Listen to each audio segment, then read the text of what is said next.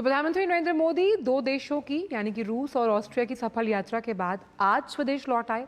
अपनी इस यात्रा के पहले चरण में प्रधानमंत्री ने रूस का दौरा किया और दूसरे चरण में ऑस्ट्रिया की यात्रा की है और आज ही प्रधानमंत्री स्वदेश लौटे हैं। इन दो देशों की जब हम बात करते हैं तो ये यात्रा बेहद सफल मानी जा रही है।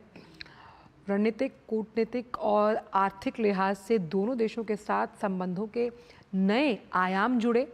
रूस बहुत पुराना परम मित्र रहा है भारत का और साफ तौर पर एक अमर प्रेम का जिक्र प्रधानमंत्री ने रूस में जब भारतीय समुदाय के साथ संबोधन दिया और ये भी कहा कि पीपल टू पीपल कांटेक्ट की जब बात होती है तो रूस में जो रह रहे भारतीय हैं वो राष्ट्रदूत की जो भूमिका है वो निभाते हैं। वहीं ऑस्ट्रिया की बात की जाए तो 41 साल बाद किसी भारतीय प्रधानमंत्री का ऑस्ट्रिया दौरा।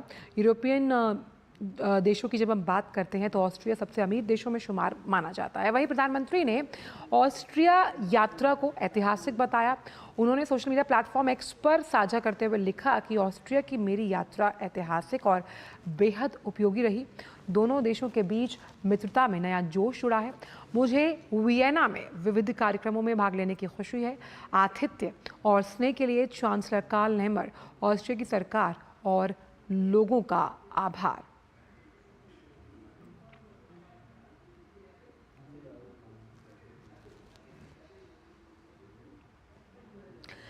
तो वियना में प्रधानमंत्री मोदी के सामने वंदे मातरम की यूरोपियन शैली में प्रस्तुतिकरण की गई और राष्ट्रीय गीत वंदे मातरम के शास्त्रीय शैली को बरकरार रखते हुए उसे यूरोपियन शैली में पिरोया गया था। ऑस्ट्रिया में बीते 20 साल से रह रहे विजय उपाध्याय द्वारा ये काम किया गया। डीडी न्यूज़ के संवाददाता गौतम रॉय ने उनसे विशेष बात की है। आइए आपको सुनवाते हैं।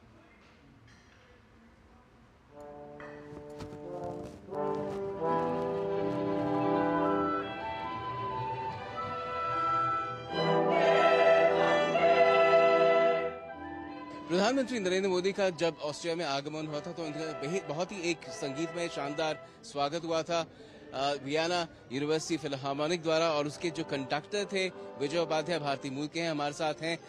20 साल से आप ज्यादा से वहां डायरेक्टर रहे हैं, लेकिन ये जब एक आइडिया सामने आया कि इस तरह से आप प्रधानमंत्री नरेंद्र मोदी का संगीत में स्वागत करें, ये कैसा है और आपने कैसे सोचा कि आप वंदे मातरम ही उनको सुनाएंगे? देखिए, पहले तो एक चीज थी, हमें 2.5 हफ्ते पहले पता लगा कि मोदी जी आ रहे हैं, तो पहले हमने सोचा कौन सा सबसे अच्छा गाना है, कोई गीत है जो बिल्कुल भारत की आइडेंटिटी दिखाता है। तो मैंने कहा इसको लेते हैं वंदे मातरम को और उसको हम थोड़ा यूरोपियन वे में थोड़ा ऐड करते हैं उसमें कि लेकिन वंदे मातरम बिल्कुल शुद्ध है जैसे गाना है, उसमें हमने फिर उसका एक यूरोपियन लेयर उसको ऐड की। इस तरह से आपने फ्यूजन किया, उसका प्रधानमंत्री ने भी बहुत उसको अप्रिशिएट किया।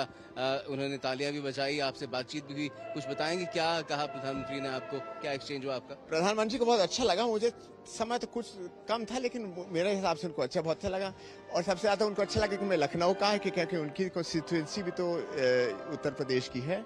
तो कहने लगे कि आप लखनऊ के, तो मैं भी उत्तर प्रदेश का हूँ और मुझे लगा कि जिस तरह से फ्यूजन हमने किया था उनको अच्छा लगा और मैं सोच रहा था पता नहीं खड़े हैं वहाँ पर कैसा चलेगा, लेकिन मेरे हिसाब से उनको इंटरेस्ट था इसमें। मेरे ख्याल से वो भारत और ऑस्ट्रिया के बीच में भी हर क्षेत्र में एक फ्यूजन करना चाहते हैं, तो आपको लगता है कि वो लक्ष्य भी अब आगे सफल होगा? देखिए, मोदी जी का अगर आप देखें, आज मैं आप दोपहर में भी देख रहा था, तो समझ में आता है कि कैसे किस देश में हम, ये तो छोटा सा देश है, ये ना रशिया है ना यूएसए है, छोटा सा देश, तो लेकिन यहाँ पर भी देखते हैं उनके हिसाब से कि यहाँ पर क्या फ्यूजन, क्या मित्रता हो सकती है। तो मेरे हिसाब से वो यहाँ पहली बार आए, एक तो 41 साल के बाद कोई प्रधानमंत्री यहाँ पर आए, ये भी तो नया शुरू करना सब कुछ।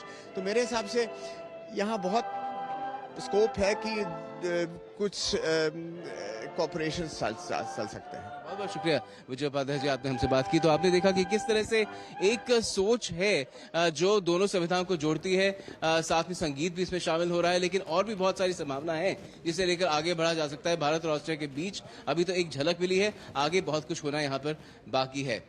कैमरा पर्सन राकेश कुमार के साथ Gautam Roy, Vienna, Austria, DD news.